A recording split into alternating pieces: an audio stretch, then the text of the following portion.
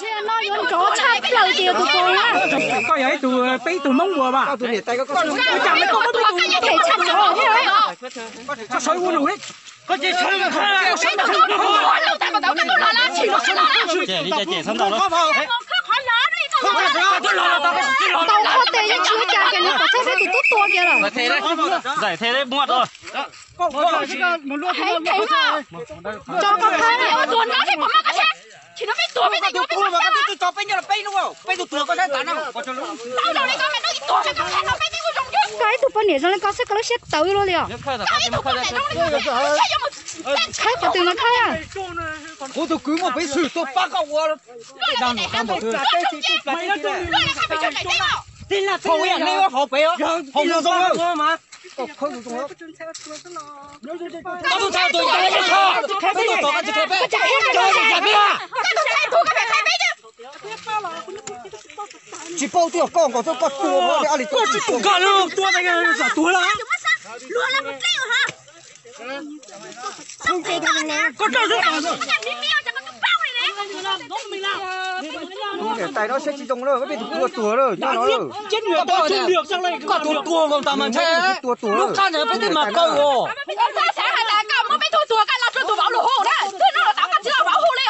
Nè tôi chỉ bị chính trị tụi câu này á, phải không ạ? Khơi lẩu gì con lúa, khơi cây lẩu gì về bên gì lẩu luôn. Chứ mình đâu là bảo là. Cái tụi này chịu chứ này mà tuần này con là. Chỉ có tuần thanh con ta. Có quả sinh rồi, bị chỗ ngồi đấy tôi đúng rồi này. Chị mà mua hỏi chẳng cái giống nó sẽ đúng thì hẻo rồi đây coi. Có lúc xe đúng chập rồi luôn là tết là chụp phổi chúng xe đúng được coi đây. Con chuột trên tàu đây là chẳng cái giống mấy tiền tu, cái điểm mất cái tiền theo chuột. Hai tàu hổ à. Mình chơi chuyến rồi hai nó. Có cho bao nhiêu con khăn, con bao cho cái lúa theo cái gì khăn. Bao giờ trong đây coi chẳng cái gì khăn. Có tí tỏi ta sói cú tụi đi tuần lúc rồi. Cái tụi tôi dùng chấp lần tôi là con lúa táo bé để tên nè. Lời cú thế đúng kia là có xem đúng rồi này. Tụi lục cho con nó chơi cái gì tóc tua. Con có chúng nó tua. Con biết tụi này nó mày. Cứ chỉ tôi hà nó chẳng cái giống mất gì chả. Ủa kìa tụi hả bơ. Mẹ này tôi mua bên chuột đặt chạy bên chỉ tổng cái tàu lúc trên con cháu một cổng tôi nuôi ta nó nè. Gì sao thế? Lúc con tàu máy trực tiếp cho con đấy, con hải rong đấy. Có chơi chính mà có coi nhiều màn đấy. Họ chùa cho chính một chúa. Cái con bị chỉ sảnh mông mỏ con nó bị tung tộc tua. Lúc giờ bây giờ con mà nó tụi nó con chỉ chi đấy, con chỉ cho câu rồi. Chú chủ cái lù lù á.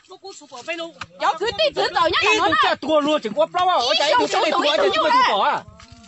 Bây giờ cho con không còn rồi. Anh em không làm cứ không ai để làm nhá. Thôi, anh em Chưa làm đấy. Hỗ trợ. Cho này tại luôn đấy. Có khơi là khâu đó. Anh lớn mà phát họ áo đó họ có khâu cho lúc. Cho nếu thế này thì mà bị xử phao ta bị té rồi. Bị xử phao phải xử này là cho nếu tua là phao đó. Tua phải xử phao đó taoจะphao cho nó. Thôi giờ mình bé này tay bạn lì ra mà này tay của cho mình phao thôi. Có xe, có cho cái tí này, có cho cái tí đó. Có cho tao có lâu rồi. Cho.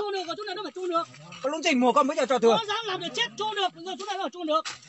Phủ chết hàng cái gì vậy mà? Hàng nào mà sờ vào đấy, thấy mà. Tụi tua mà cậu ra tụi này. Giỏi cho chúng nó khờ. Giỏi nó cho nó khờ đó chứ.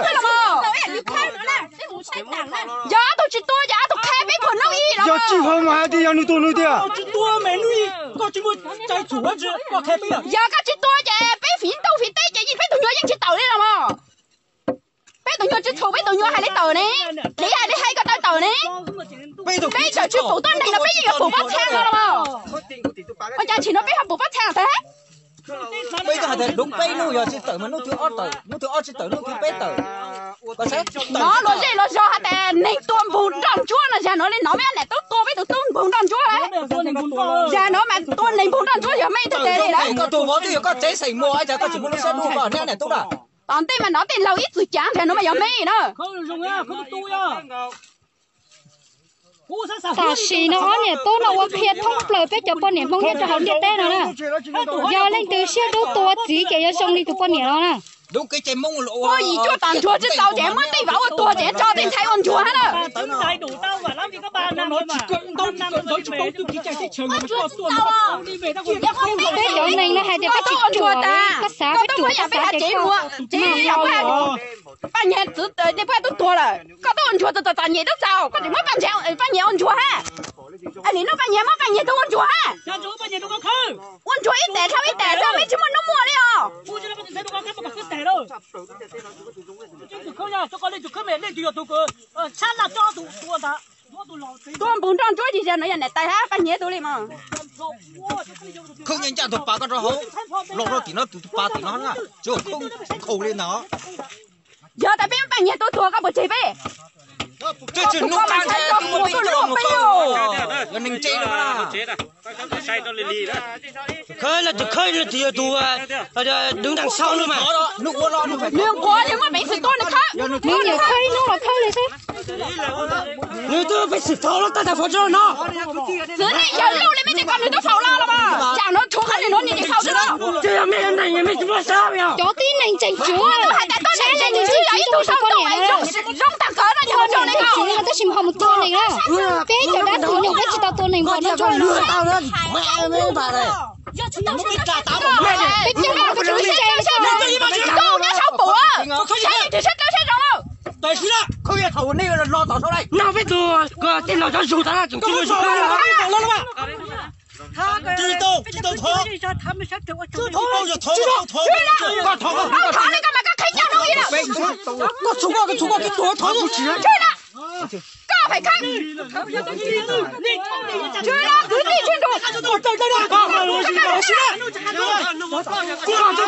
có cái gì đó bị ốp lao cả lúc hai này có mà biết khai đó sát tua gì à bố thằng này này chắc có sẽ rồi đó这就看我多呢呀！没看没我多没去看我这多。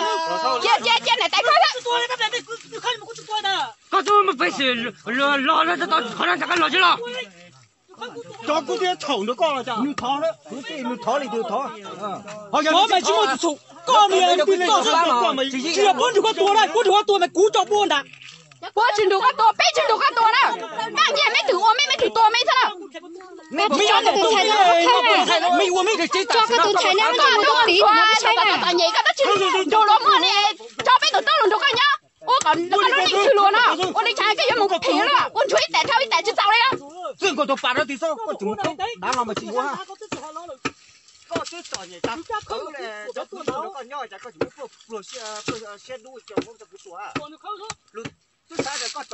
có tôi đây cái chỗ một cái tôi đây cái để nó một chân chú này xe đâu xe xong nó chưa kịp phải cái tiền nữa này có sao bé tụi túp lâu lại bữa tại ở chạy ít băng trình chả xét đôi sát rồi chạy bé tụi túp lâu ở chạy thì chết khe do mình trình xét rong tiền này chỉ có rồi lúc đó sao tôiยังchỉ cho này nữa cho nên chỉ nó chán nhung ấy con ơi trời hay là chắc là nhung ta bé chỉ nó chán nhung á mấy đứa chỉ là chán nhung chắc có bé tụi túp là nhung nó chưa này uo này giờ cứ tìm cái súng bao này dùng qua tàu dùng phải qua lo chỉ có số có nhà nó thôi bé tàu hè thôi chẳng sao bé chuối mới khai trên là cái lùa bé chỉ tao bù tì bé mới mày hai tại bé tụi túp đùa ấy chẳng bé tụi túp lù chị à khó nó chỉ bé chùa đấy bé chỉ tao hấp bao nữa đấy bé chỉ tao sao hả nó chỉ là có cho cởi mà bé tao hấp bao nữa nè rồi nó là bé qua đó cái cười bỏ thốt thôi rồi bây giờ con còn nhưng chỉ bao bây giờ bao bây giờ tao chỉ biết đồ của chữ bé tụi tôi đi mua chứ con này nè bây giờ tụi bé chỉ hết đủ bây giờ chúng con mới có gì luôn xưa có gì tại chỉ coi bé tụi tôi giờ bé tụi tôi thủ bé tụi tôi thì nó nè nữ dân chỉ tàu bé thủ này mà cháu ngộ thấy à đọt tàu à bảo thọ đi mà cháu không thấy mà rồi cố gắng nhẹ chứ bé cái chắc giờ hẹn thay con đi con cứ gì vậy